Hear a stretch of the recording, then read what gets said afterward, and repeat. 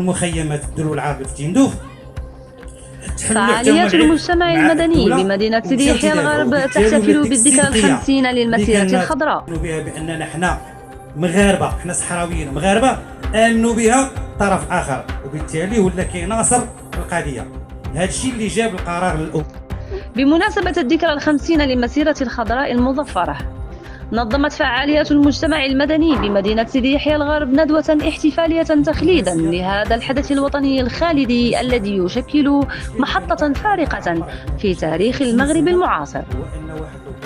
وقد شهدت الندوة حضور مجموعة من الشخصيات المحلية وفعاليات جمعوية وثقافية وتربوية، إلى جانب عدد من المواطنين الذين قدموا للتعبير عن اعتزازهم بهذا الحدث التاريخي.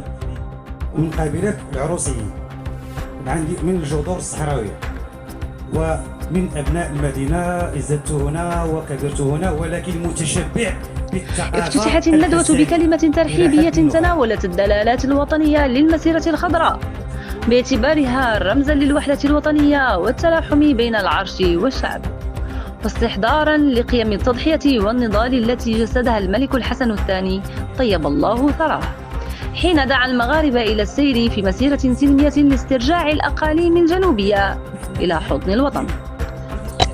كما تميزت الندوة بمداخلات فكرية وتاريخية سلطت الضوء على السياق التاريخي للمسيرة والمسار التنموي الذي عرفته الأقاليم الجنوبية منذ استرجاعها، إلى جانب استعراض شهادات من بعض المشاركين في المسيرة الخضراء الذين تحدثوا عن تجربتهم وعن المشاعر الوطنية التي رافقت تلك اللحظة التاريخية.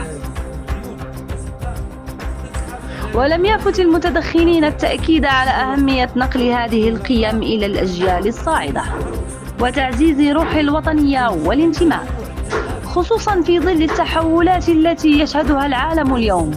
كما تم التأكيد على استمرار التعبئة الوطنية بقيادة صاحب الجلالة الملك محمد السادس نصره الله، الذي عمل على ترسيخ نموذج تنموي ناجح بالأقاليم الجنوبية وجعلها قطبا اقتصاديا واجتماعيا رائدا.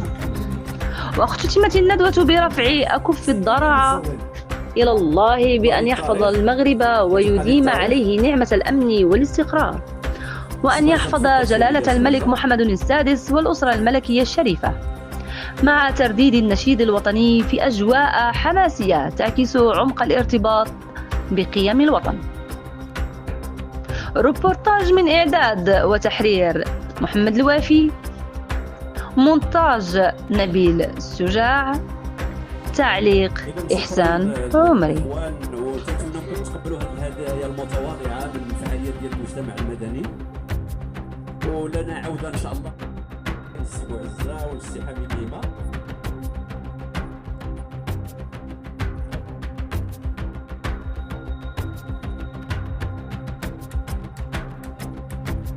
استحام ديما تفضل.